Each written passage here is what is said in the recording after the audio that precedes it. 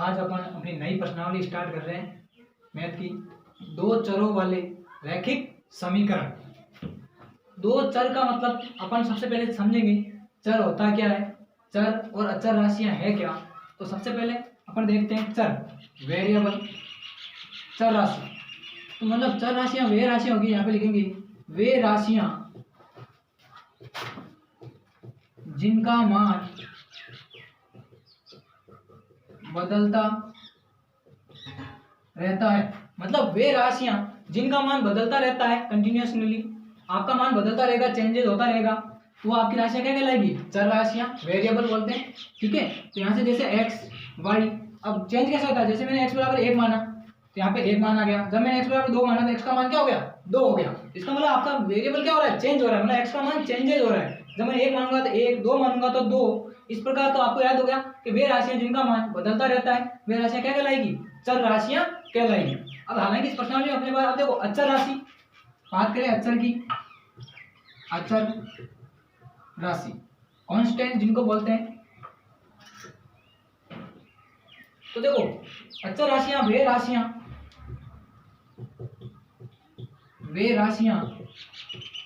जिनका मान क्या रहता है, फिक्स रहेगा,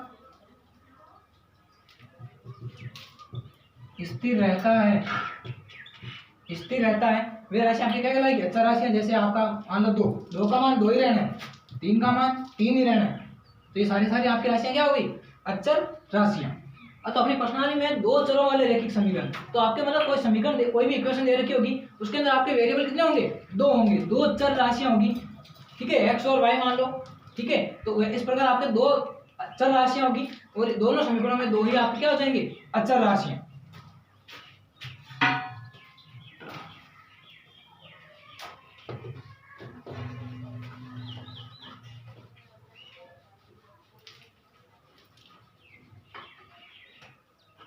देखो 2 चर वाले रैखिक समीकरण, रैखिक का मतलब उनकी घात एक ही रहनी है, पावर एक ही रहेगी।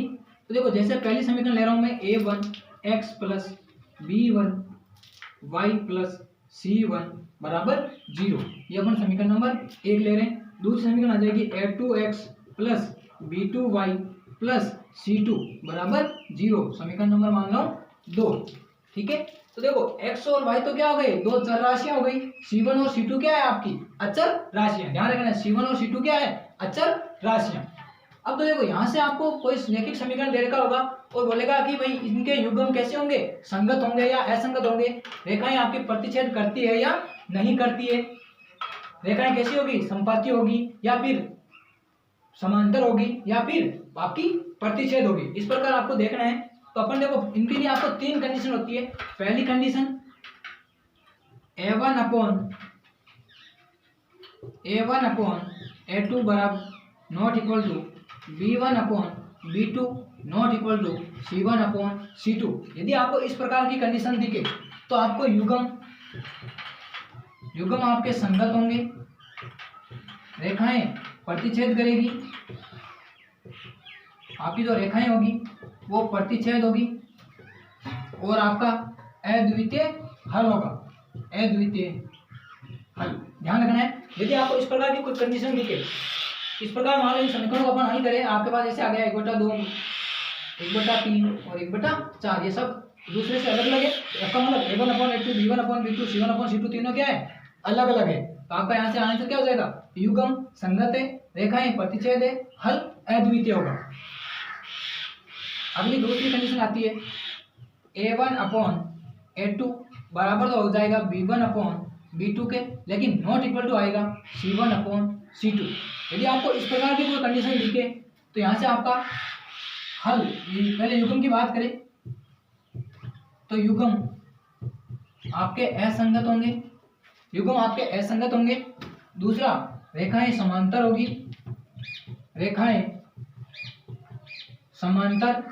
और हल आपका उसका कोई हल नहीं होगा, कोई हल नहीं, ध्यान रखना है, उसका कोई हल नहीं निकलेगा। अगला देखते हैं तीसरी कंडीशन आपको देखो a1 अपॉन a2 बराबर b1 अपॉन b2 बराबर C1/C2, मतलब आपको तीनों ही कंडीशन, मतलब A1/A2 का अनुपात किसके बराबर आएगा, B1/B2 के बराबर आएगा, C1/C2 के बराबर आएगा। तो आपके युग्म तो संगत होंगे, युग्म संगत होंगे। जो रेखाएं होगी आपकी संपाती, रेखाएं संपाती होगी और उसके अनेक हल होंगे, अनेक हल, इंफिनिटी सॉल्यूशन निकलेंगे उसके, अनेक हल होंगे। तो आपको ये तीनों कंडीशन याद रखना है। जब तीनों अनुपात बराबर नहीं हो, जब तीनों अनुपात आपके बराबर नहीं हो तो युग्म संगत रेखाएं प्रतिच्छेद करेगी और हल अद्वितीय होगा। जब तीनों A1/A2 बराबर आएगा B1/B2, लेकिन किसके बराबर नहीं आएगा, C1/C2 के बराबर नहीं आएगा, तो आपके युग्म असंगत, रेखाएं समांतर और उसका कोई हल नहीं निकलेगा।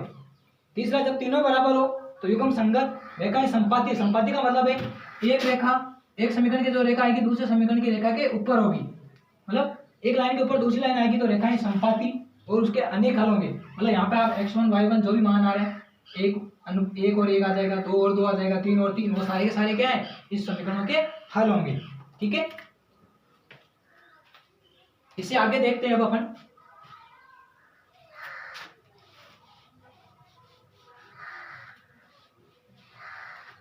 इन पे क्वेश्चन है, वो अपन क्वेश्चन देखेंगे अभी। उससे पहले अब देखो, इनके जो समीकरण है उनको आपको ग्राफीय रूप से हल करना होगा, ग्राफीय निरूपण करना होगा और उनसे देखना होगा कि इनके हल कैसे होंगे। तो आपको ग्राफ बनाने के लिए आपको पता होना चाहिए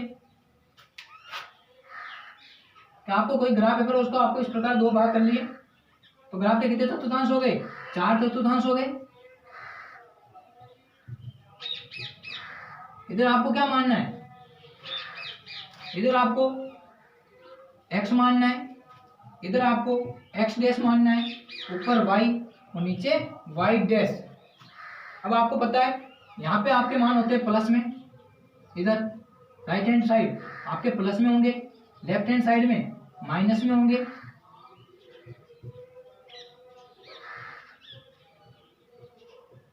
नीचे भी माइनस में।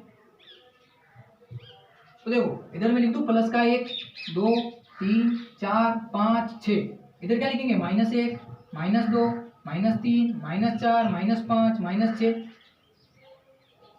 इधर आ जाएगा -1 -2 -3 -4 -5 -6 ऊपर आ जाएगा 1 2 प्लस के 3 4 5 6।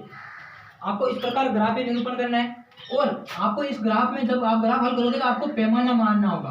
क्या मानना होगा, पैमाना। तो आपको पैमाने में क्या करना है, या तो आप सीधा सीधा लिखना है एक्स अक्ष पर पैमाना लिखोगे, एक्स अक्ष पर क्या लिखोगे, एक बड़ा खाना, या फिर इसको आप 1 सेंटीमीटर, तो बड़ा खाना होता है वो 1 सेंटीमीटर का होता है, इसकी जगह आप 1 सेंटीमीटर भी लिख सकते हो। एक बड़ा खाना बराबर 1 इकाई मानोगे। वाई अक्ष पर भी वही चीज, वाई अक्ष पर और वाई अक्ष पर भी यही लिख लेना है, एक बड़ा खाना बराबर 1 इकाई। इस प्रकार आपको हर किस्म में, हर ग्राफ के अंदर एक पैमाना मानना है। इस प्रकार यदि आप 2 इकाई लेते हो तो आप 2 इकाई ले सकते हो, 1 इकाई ले रहे हो तो 1 इकाई, जैसे अपन ग्राफ बना रहे हैं उसके अकॉर्डिंग ये इकाई लेना है। ठीक है, अब जैसे मान लो कोई बिंदु आपको कोई सारणी, आपको कोई समीकरण हल करे और उन समीकरणों को आपके इस प्रकार कोई सारणी बनी, x और y, यहाँ पे 3 और 2, यहाँ पे मैं 1 और 2 ले रहा हूँ, 1 और 2 क्या, यहाँ पे मैं 1 और 4 ले लेता हूँ। तो देखो आपको किस प्रकार चलना है, x पे मान लो देखो 3 दे रखा, x पे कितना है 3 और y पे कितना है 2। देखो x पे 3 चलेंगे और y पे 3, मतलब जहाँ पे दोनों समीकरण लाइनें मिलती हो वहां पे वो क्या आ जाएगा, बिंदु आ जाएगा और वहां पे लिख देंगे अपन 3,2। इस प्रकार करना है। जैसे 1,4 तो x पे 1 y पे 4, मतलब जहाँ पे दोनों लाइनें मिलती हो वहां पे क्या लिख देंगे, अगला बिंदु 1,4। इस प्रकार आपको बिंदु को दर्शाना है। ठीक है, और फिर जो ग्राफ की दो लाइन बनती है उनको आप इस प्रकार मिला दोगे।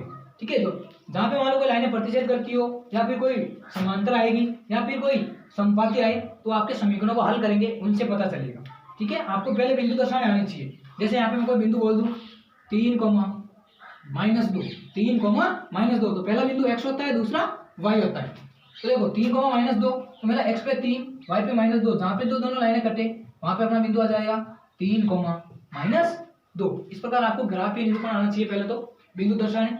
जब बिंदु दर्शाने आएंगे, ठीक है, उससे आगे अपन समीकरण हल करेंगे। भाई समीकरण कैसे हल होंगे, तो पहले अपन जो 3 कंडीशन पढ़ी थी, अद्वितीय हल के लिए, अनेक हल के लिए, कोई कोई हल नहीं है उसके लिए, युग्म संगत है असंगत है, उन पे आधारित इक्वेशन करते हैं। और उसके बाद में अपन कल ग्राफ वाले इक्वेशन करेंगे।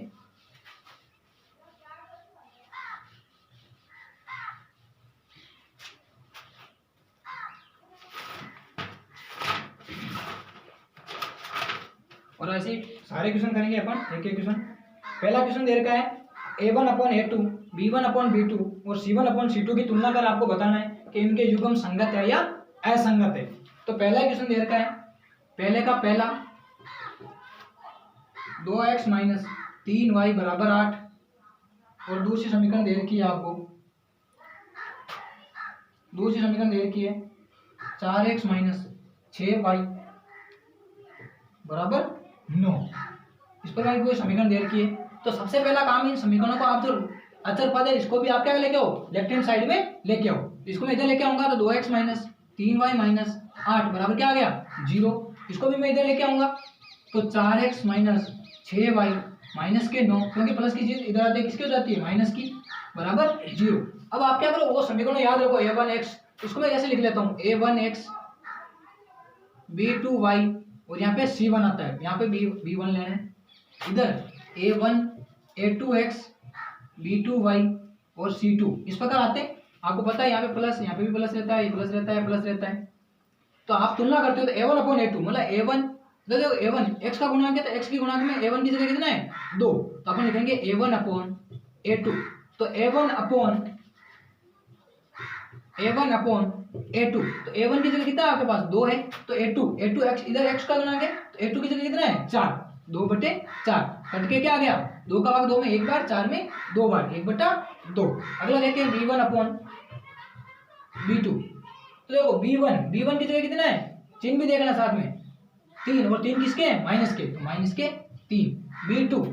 b2 y का गुणांक है इधर, तो y के इधर गुणांक में कौन से समीकरण 2 में माइनस के 6, तो माइनस के 6। देखो माइनस से माइनस कट जाएगा, 3 से 6 कितनी बार कट गया, एक बार, 2 बार, 3 एकम 3 और 3 दूनी 6, 1/2। अगला देखो C1/C2।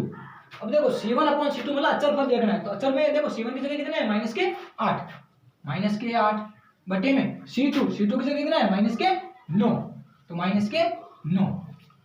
देखो माइनस से माइनस कट गया तो क्या आया 8/9। अब देखो इन अनुपातों से आपको बस तुलना देखनी है। तो देखो यहाँ से क्या आ रहा है a1/a2 बराबर है किसके b1/b2, क्योंकि 1/2 ठीक है ना। तो किसके बराबर आया b1/b2 के। लेकिन देखो 8/9 क्या इनके बराबर है, नहीं है ना, तो यहाँ पे क्या आ जाएगा नॉट इक्वल टू C1/C2। और ये कौन सी कंडीशन है, अभी आपको लिखाई थी, दूसरी कंडीशन है। और दूसरी कंडीशन में क्या आता है, युग्म कैसे होते हैं असंगत। यहाँ से हो जाएगा युग्म क्या है असंगत। ये आपका हल हो गया, आंसर कर लीजिए। इस प्रकार सभी क्वेश्चन इस प्रकार आपको तुलना करनी है और आपको करने हैं, ठीक है। तो करो आप।